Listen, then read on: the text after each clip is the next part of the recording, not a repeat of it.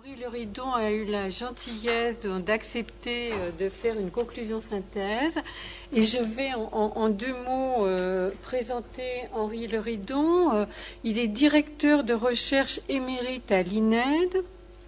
Sa carrière s'est d'ailleurs déroulée en majeure partie à l'INED, avec une année d'enseignement aux États-Unis en 1974-1975 et la direction d'une unité mixte INSERM-INED consacrée à l'interface entre épidémiologie, démographie et sciences sociales en 2001-2006.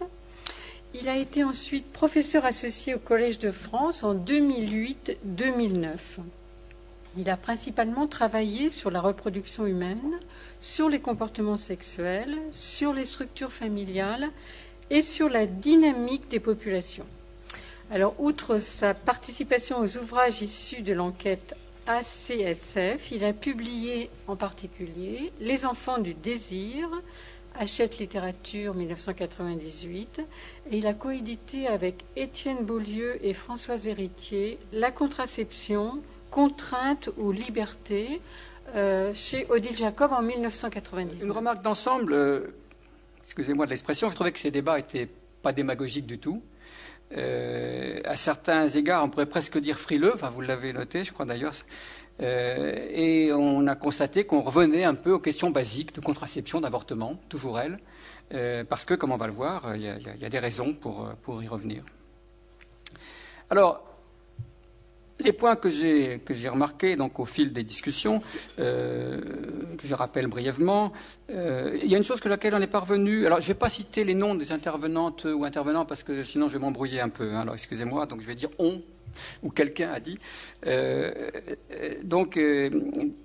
Les premières intervenantes a proposé de distinguer deux types de droits sexuels et reproductifs, ceux qui sont directement relatifs à la santé sexuelle et reproductive, parce que c'est dans le cadre de la santé que les droits sont généralement implémentés, dans les lois sur la santé, qui sont relativement faciles à cadrer, ça ne veut pas dire que c'est facile d'aller obtenir les droits et les mettre en œuvre, et puis ceux qui concernent des choix de vie, qui sont plus complexes, plus difficiles à définir, donc plus difficiles à mettre en œuvre, et je pense que j'aurai l'occasion d'y revenir. Alors, globalement, il m'a semblé que la tonalité de la première table ronde était plutôt que la situation française n'était pas désastreuse, que sur le plan, disons, législatif, il y a les bases nécessaires, mais qu'évidemment, après, dans l'application, il y a des problèmes, il y a des inégalités qui subsistent, et vous avez beaucoup insisté sur le fait que c'était souvent par ignorance des droits ou par incapacité à pouvoir les revendiquer et leur mise en œuvre.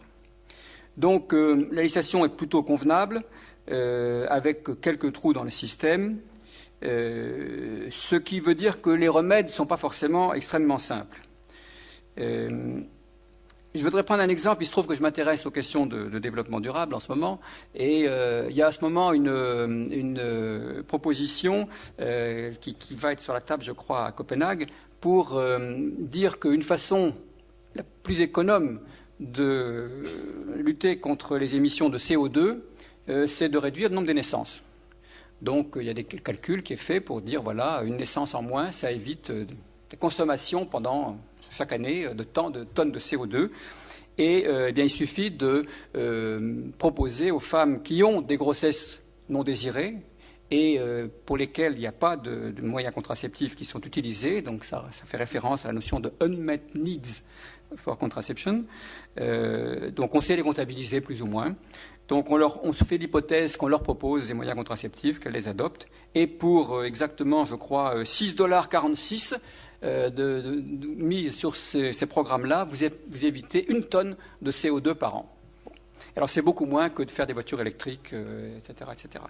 Alors je cite cette chose-là parce que je crois que dans le raisonnement qui est relativement impeccable dans son déroulement, il y a quand même une grosse faille, c'est l'idée qu'il suffit de proposer des programmes de planification familiale pour que les femmes adoptent et les hommes adoptent les méthodes proposées. Toute l'expérience nous montre que c'est quand même pas si simple, et ce que nous voyons dans nos propres sociétés, je pense, le confirme. Même quand les disponibilités existent, même quand l'obstacle financier n'est pas primordial, tout n'est pas encore gagné. bon, on a beaucoup insisté sur le fait que dans justement les obstacles, il y avait probablement des choses qui tenaient beaucoup aux relations entre hommes et femmes. Et par exemple, dans les restrictions à la vie de couple, la situation des hommes et des femmes au sein du couple. Et sur le fait que donc ces relations sont en elles-mêmes des sources d'inégalité qui sont après des obstacles à l'accès à la contraception.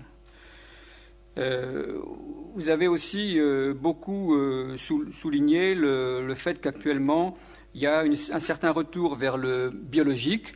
Et effectivement, je crois que c'est un retour étonnant parce que notre législation en matière notamment de filiation ne privilégiait pas du tout le biologique.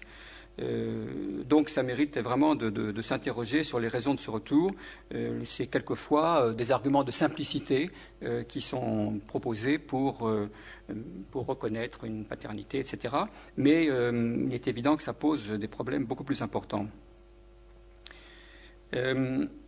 Bon, il y a toute la question donc des valeurs également qui sont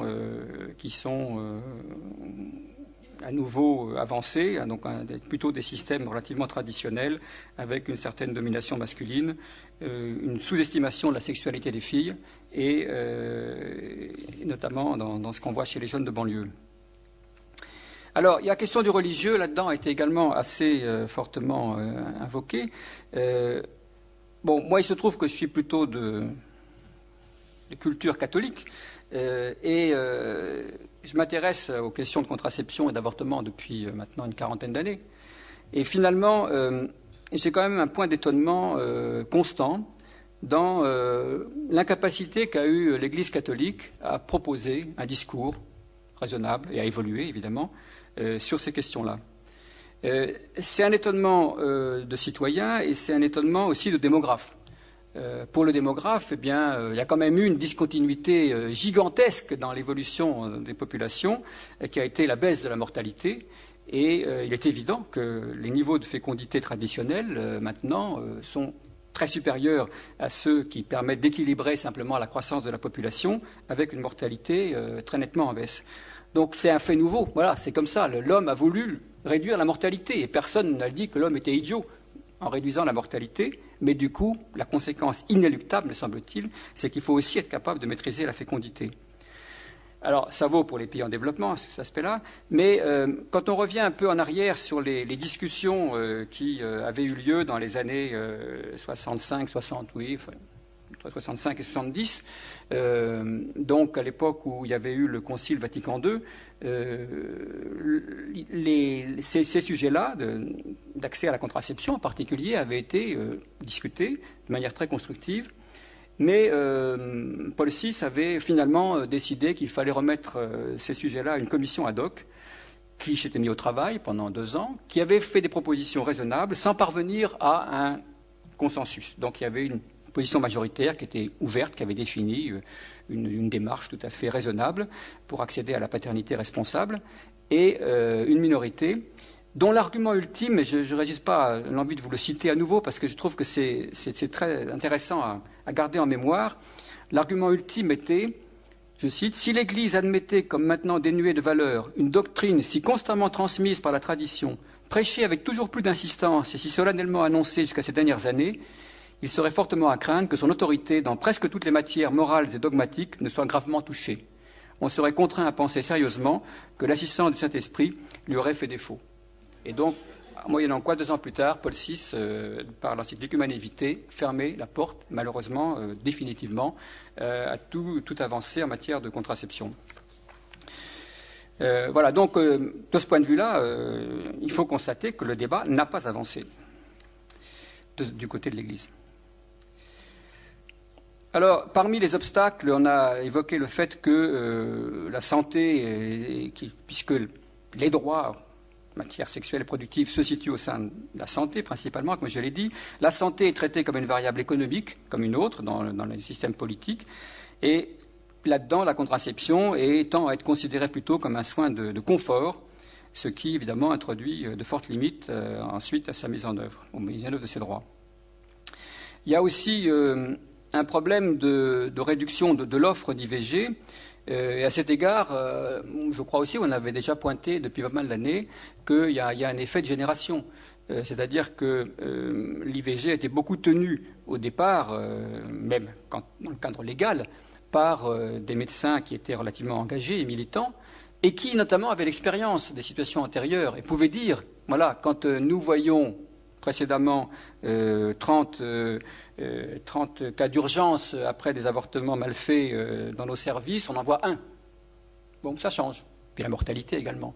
Ça, ils pouvaient le dire, ils pouvaient en témoigner, et évidemment, au fil des années, ce genre de témoignage ne peut plus exister, et on oublie, et je crois que ça alimente ce que vous avez beaucoup souligné, c'est-à-dire l'espèce d'anesthésie qui se produit petit à petit. On a acquis un droit, donc n'en parlons plus, tout va bien. Quand ce droit repose, en fait, sur, je ne dirais pas un malentendu, mais enfin sur une partie de la population qui est encore en réticence ou en résistance par rapport à son acceptation, c'est une situation qui effectivement est assez dangereuse.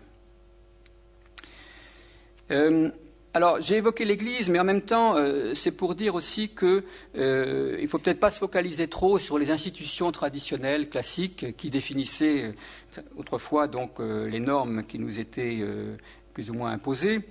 C'est une des conclusions que je voudrais citer aussi de l'ouvrage CSF, rendant compte de l'enquête CSF, dont je vous recommande évidemment vivement la lecture, et, ne serait-ce que dans la synthèse, où il est dit « Alors que la production normative en matière de sexualité émanait surtout auparavant d'institutions dotées d'un pouvoir de contrôle, comme l'État, l'Église, les communautés locales, la famille, elle s'opère aujourd'hui à partir de sources beaucoup plus diffuses, qui n'exercent plus de contrôle direct sur les personnes, encore que la médecine vient en tête, l'école, psychologie vulgarisée, médias, littérature, cinéma, mouvements sociaux, enquêtes sur la sexualité, qui émettent des messages qui peuvent être contradictoires. Et je pense que c'est tout à fait exact comme analyse, et que donc ça complique les choses, puisque contrôler tous ces émetteurs ou se battre contre eux est un challenge encore plus compliqué, peut-être que quand il y avait au moins un ennemi bien défini auquel on pouvait essayer de s'adresser. Alors, dans la deuxième partie de l'après-midi, donc sur l'aspect éventuellement des propositions, je crois que on a d'abord fait état de la nécessité d'une grande vigilance, en particulier en matière législative. Vous l'avez dit, il y a régulièrement des tentatives de retour en arrière, et il n'y a pas d'autre solution qu'effectivement de faire attention et d'être présent pour contrecarrer, et notamment en matière législative. Les amendements nocturnes sont si facilement passés, on le voit tout le temps, qu'il y a effectivement là un problème très sérieux. Ensuite, il y a le grand filtre médical qui a été beaucoup aussi évoqué, et qui peuvent se situer beaucoup des obstacles. J'aurais envie de dire que là, il y a un peu un cadavre dans le placard quand même, hein, parce que faut revenir sur la séparation historique au sein du mouvement pour le planning familial entre les femmes et les médecins. Donc, les médecins ont été un peu poussés dehors à une certaine époque, et peut-être que ça a marqué une certaine coupure, qu'il en est resté quelque chose après dans leur propre comportement. C'est-à-dire qu'ils sont peut-être comportés de façon plus indépendante encore que s'ils étaient restés à l'intérieur. Bon, je m'excuse de faire cet aparté. Je ne suis pas un historien et un connaisseur du mouvement, mais je crois que, vu de l'extérieur, ça donne un petit peu cette impression. Et puis, aussi le fait que les questions de sexualité et de reproduction touchent aux aspects de vie, de mort, ça incite évidemment là à des débats de société peut-être, mais surtout à des remises en cause constantes, parce que c'est difficile d'être complètement d'accord sur ces questions-là en permanence dans une société donnée.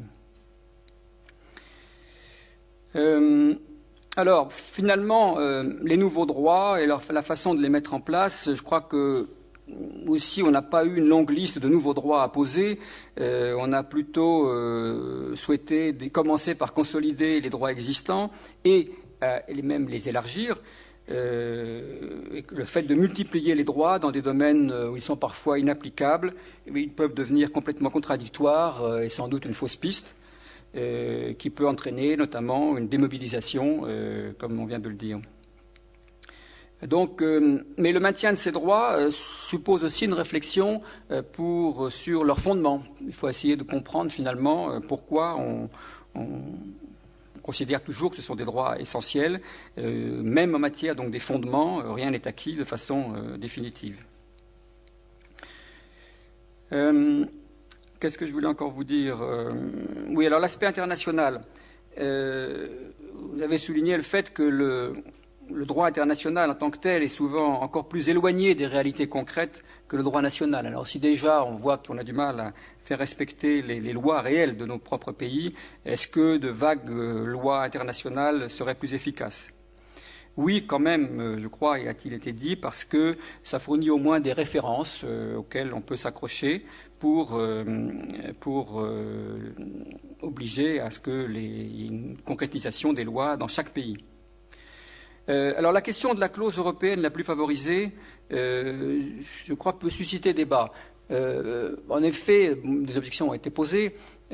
Ça fait allusion évidemment à la clause de la nation la plus favorisée. Je vous rappelle que c'est dans le droit commercial international, c'est l'idée qu'un pays s'engage par rapport à un autre à ne pas taxer ses produits en importation plus qu'il ne le fait avec n'importe quel autre pays.